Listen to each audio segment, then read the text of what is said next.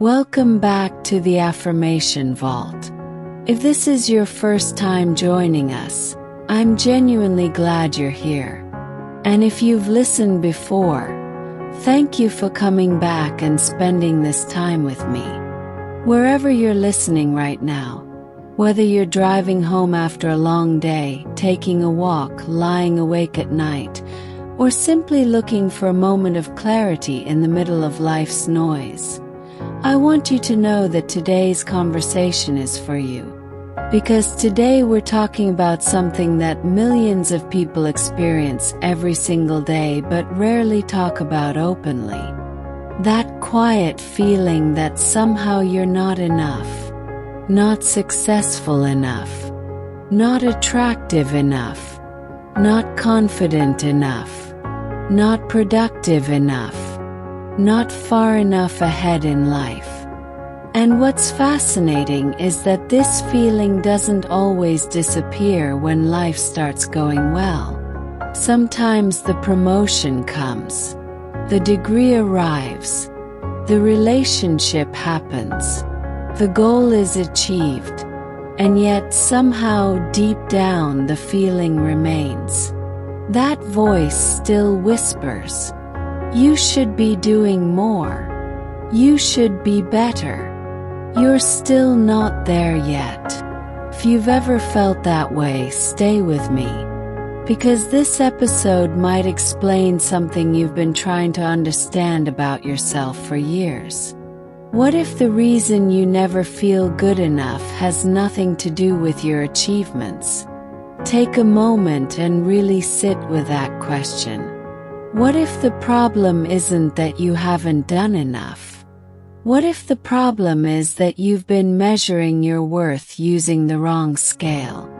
Think about how often we tell ourselves things like, "Once I get that job, I'll finally feel confident. Once I lose the weight, I'll finally feel attractive. Once I make more money, I'll finally feel secure. Once I achieve this goal, I'll finally feel proud of myself." And maybe some of those things happened. Maybe you've already achieved things that an earlier version of you desperately wanted. But somehow the feeling didn't last. For a few days, maybe a few weeks, there was excitement, relief, validation, sense of arrival. Then, almost invisibly, the finish line moved again. A new goal appeared. A new comparison appeared. A new reason emerged for why you still weren't enough. Later in this episode, I'll share the hidden psychological reason why some people achieve everything they thought they wanted and still secretly feel inadequate.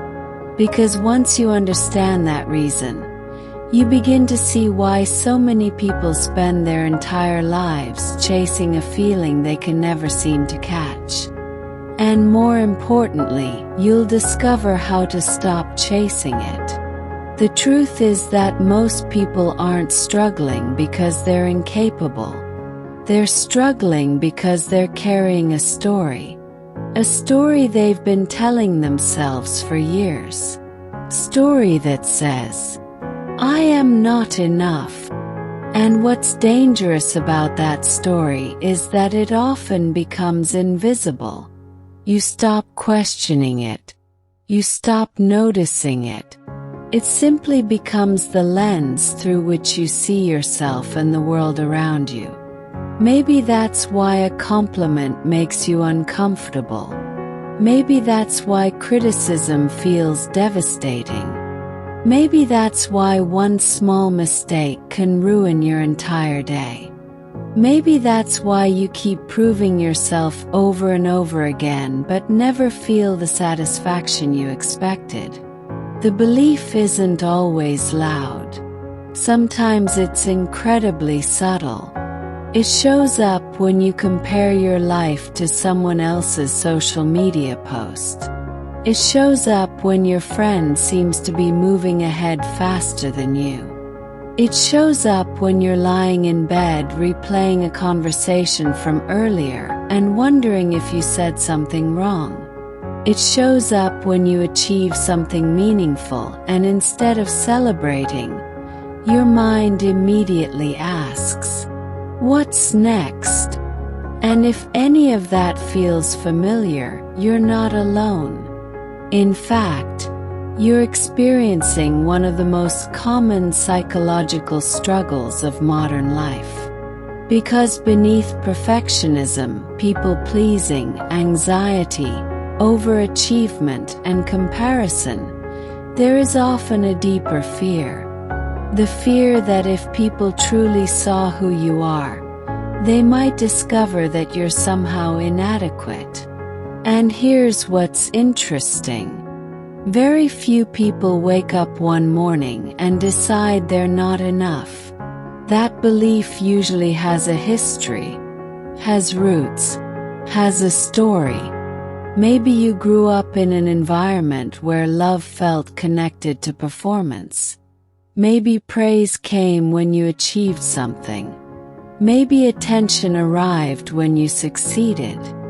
Maybe mistakes were met with criticism rather than understanding.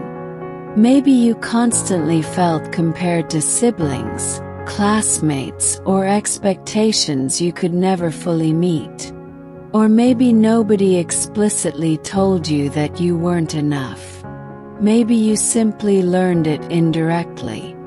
Disappointed look, harsh comment, being excluded, being rejected, feeling unseen, feeling unheard.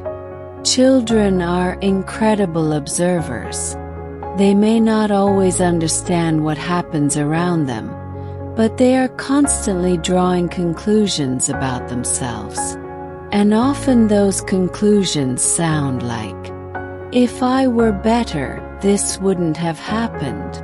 If I were more lovable, they wouldn't leave. If I were enough, I wouldn't feel this way." The child doesn't question the conclusion. The child becomes the conclusion. And years later, the adult continues living inside a belief they never consciously chose.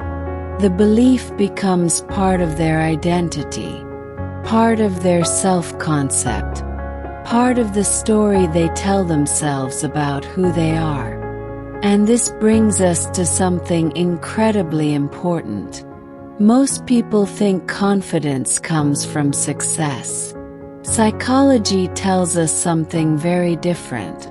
Confidence comes from self-concept.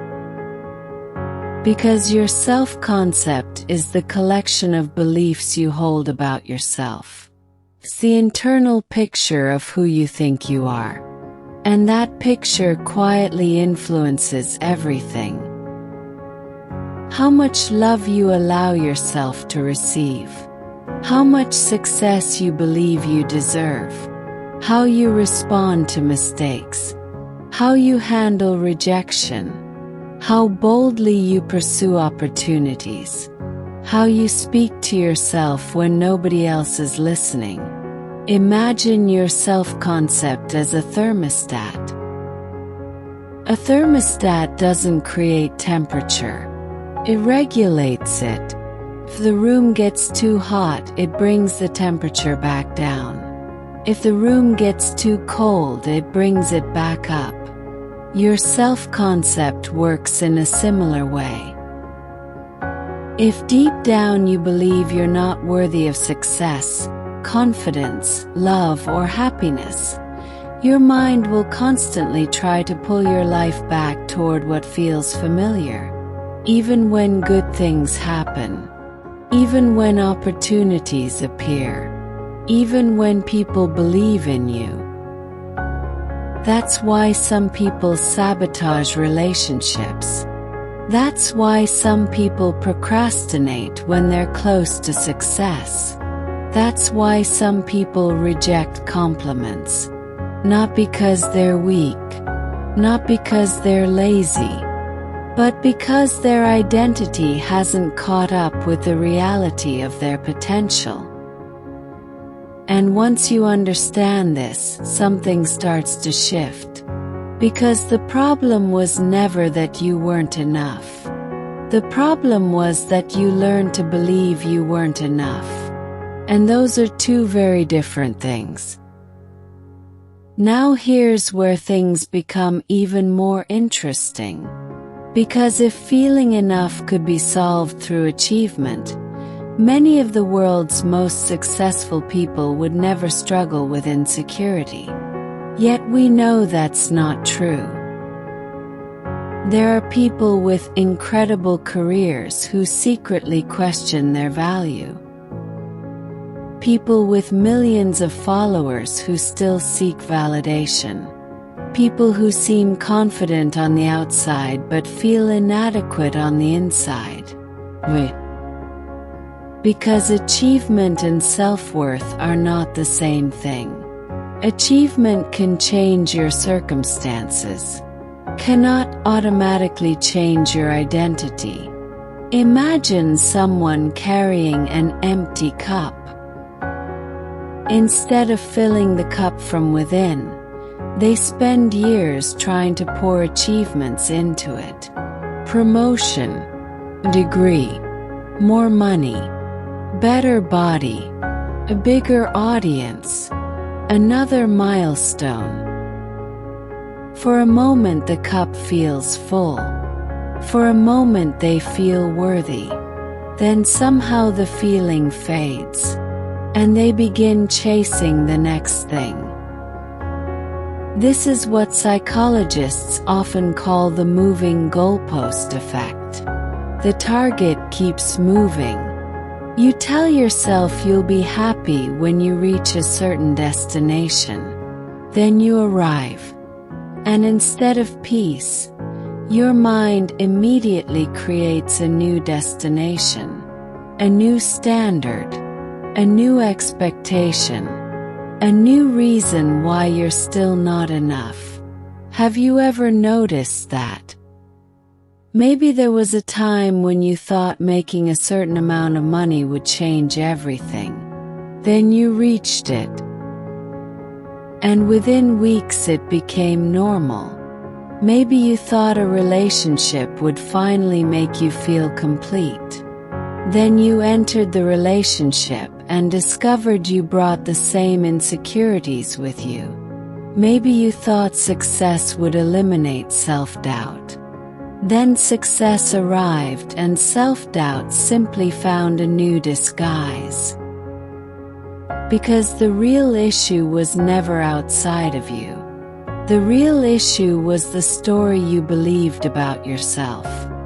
And until that story changes, achievements often become temporary relief rather than lasting transformation. Many people spend years trying to prove something. The question is, what are you still trying to prove? Take a moment and think about that. Are you trying to prove that you're intelligent, successful, attractive, worthy, lovable, capable? And who are you trying to prove it to? Your parents, society, people who doubted you, an ex-partner, or perhaps the younger version of yourself who never felt seen. Sometimes the goals we're chasing aren't actually about the goals. Sometimes they're about healing a wound.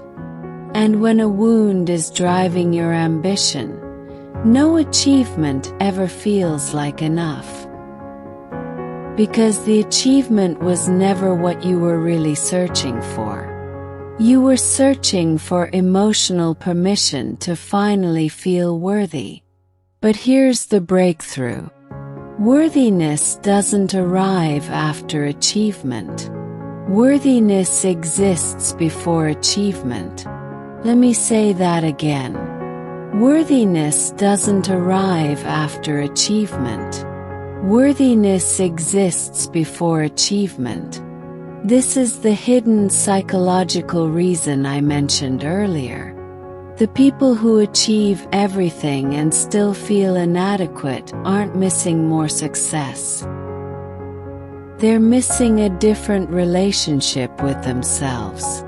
Because if your identity says, "I'm not enough," then every achievement becomes evidence you're trying to collect to argue against that belief. But the belief always wins. Because identity is stronger than evidence. Your subconscious mind will reject anything that doesn't match the story it already believes. That's why someone can receive 10 compliments and obsess over one criticism. That's why someone can achieve 10 goals and focus on the one they haven't reached. The subconscious protects familiar identities, even painful ones. This is why self-concept matters so much. Your self-concept is not what you consciously want. Your self-concept is what you unconsciously believe. And life often reflects those beliefs back to you. Not because the universe is punishing you. Not because you're broken, but because human beings tend to create experiences that align with their identity. If you believe you're not worthy of love, you'll often tolerate relationships that confirm that belief. If you believe you're not capable, you'll hesitate when opportunities appear. If you believe you're not enough, you'll constantly search for evidence that supports that conclusion. And perhaps the most painful part is that many people don't realize how much this belief costs them. Costs them opportunities they never pursue, relationships they never fully enjoy, dreams they never attempt, conversations they never have, risks they never take, boundaries they never set. Because beneath all of it is the fear that they might fail. And if they fail, it will somehow prove they weren't enough all along. So they play small. They stay safe. They wait until they're more confident, more qualified, more prepared, more perfect. Not realizing that perfection is often just fear wearing a more socially acceptable mask. Think about how much energy you've spent trying not to make mistakes, trying not to disappoint people, trying not to look foolish, trying not to be judged. Imagine if that energy was redirected toward actually living, toward creating, toward growing, toward becoming. Because the truth is, people who genuinely feel enough still make mistakes. They still get rejected. They still experience failure. The difference is they don't use those experiences as evidence against their worth. They separate performance from identity. A mistake becomes something they did, not who they are. A rejection becomes an event, not a definition. Failure becomes feedback, not proof of inadequacy. And that's the shift. The shift isn't becoming perfect. The shift is no longer treating imperfection as evidence that you're unworthy. Self-worth is not earned. Self-worth is remembered. Somewhere along the way, most of us forgot that.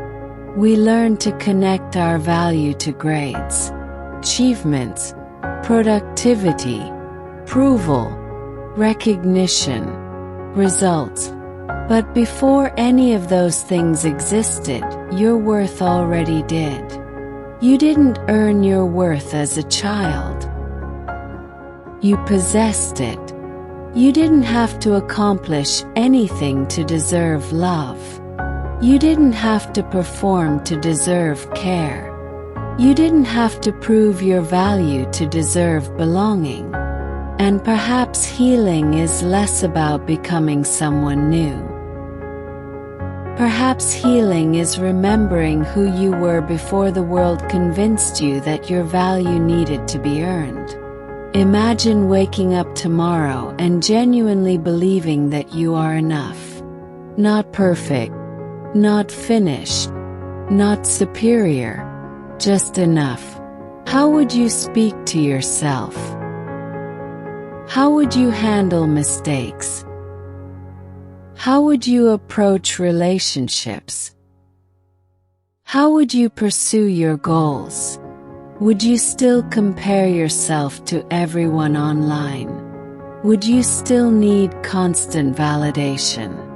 Would you still postpone your happiness until some future achievement?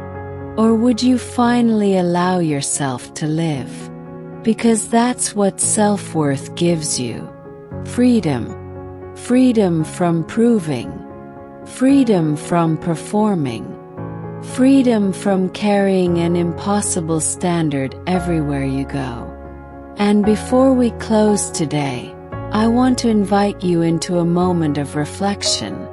Take a deep breath, slow down, and ask yourself, who would I be without the belief that I'm not enough?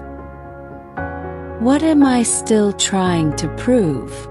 Whose approval am I still chasing? How much of my life has been shaped by fear rather than self-trust? What if I stopped measuring my worth through achievement?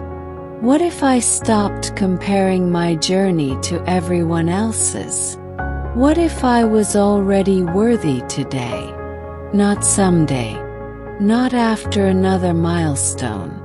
Today. And if that were true, how would my life change? Maybe you've spent years trying to become someone worthy of love, success, acceptance, confidence, and happiness. Maybe you've believed that one more achievement would finally make you enough.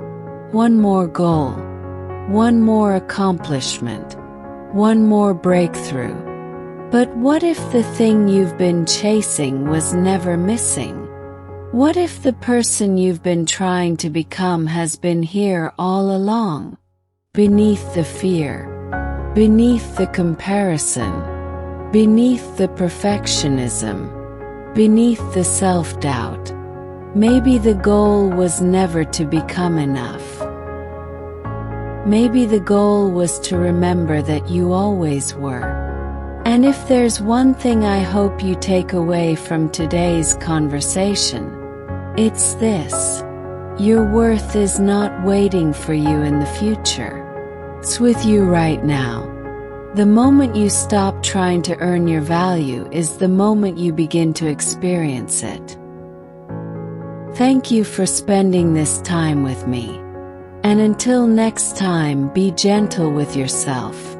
You've carried enough pressure for one lifetime. It's okay to let some of it go.